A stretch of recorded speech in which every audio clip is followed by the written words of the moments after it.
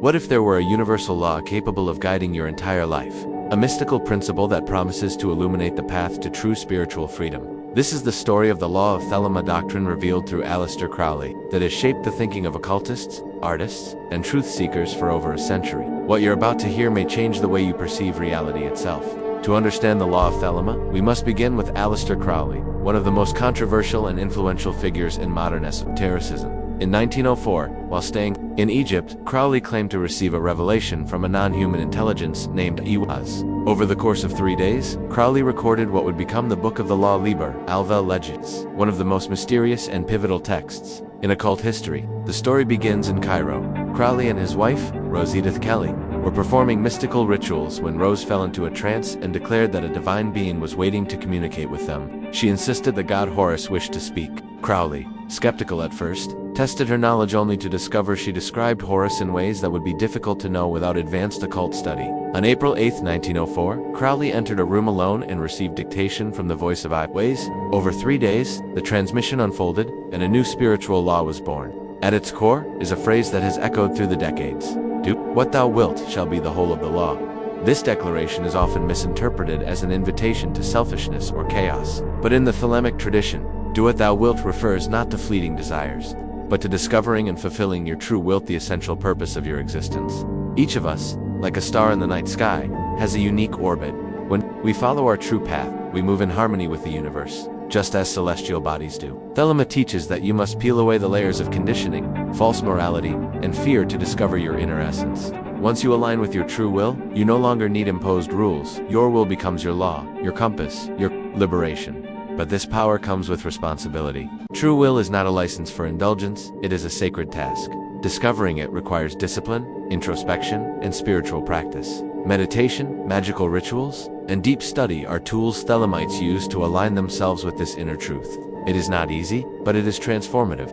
Alongside this law comes another. Love is the law, love under will. While the first maxim speaks of individual purpose, this second one reveals how that purpose must be lived. Love, in the Thelemic view, is not sentimental or possessive. It is a cosmic force, a unifying principle that binds the stars, the spirits, the people, and the gods. But this love must flow under will. It must be conscious, intentional, and aligned with one's true nature. In this light, love is the force of connection and balance, not control or dependency. True love empowers, frees, and strengthens. It does not seek to dominate. When each person lives according to their true will and lets love flow freely in accordance with that will, a new harmony emerges, not one built on external rules, but on internal truth. Crowley often associated this kind of cosmic love with the goddess Nuit, the infinite sky, who invites us to dissolve our ego and unite with the all. The Book of the Law itself is divided into 3 chapters, each said to be dictated by a different divine voice. The first comes from Nuit, representing infinite space and divine love. She proclaims that every man and every woman is a star-rich, unique, essential, and destined to shine in their own path. The second chapter is the voice of Hadit, the fiery point of consciousness within us all. He is the flame burning in the heart of every being, urging us toward experience, movement, and inner truth.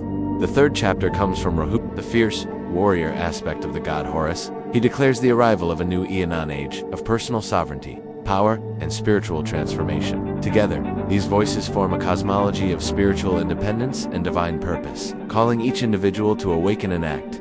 But how can this philosophy be lived in daily life? Thelema is not meant to remain in books or rituals. It is a lived path.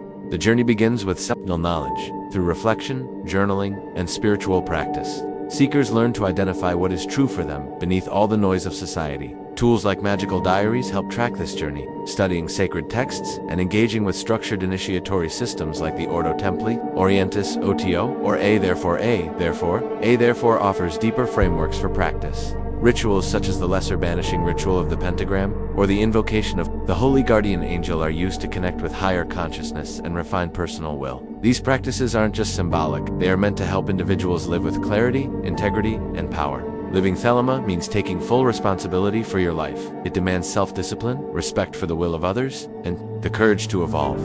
Your will is not limited to spiritual acts. It infuses your art, work, relationships, and every aspect of your being. The goal is to become the most authentic version of yourself, not just in theory, but in action. Thelema is not static, it is a dynamic journey of becoming. It asks you to leave behind limiting beliefs and embrace your evolution as a creative, spiritual force.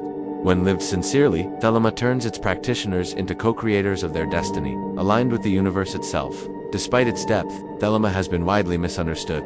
Critics often reduce it to egoism or moral anarchy, but those who truly study Crowley's work know that true will is not about doing whatever one pleases. It's about uncovering your sacred purpose.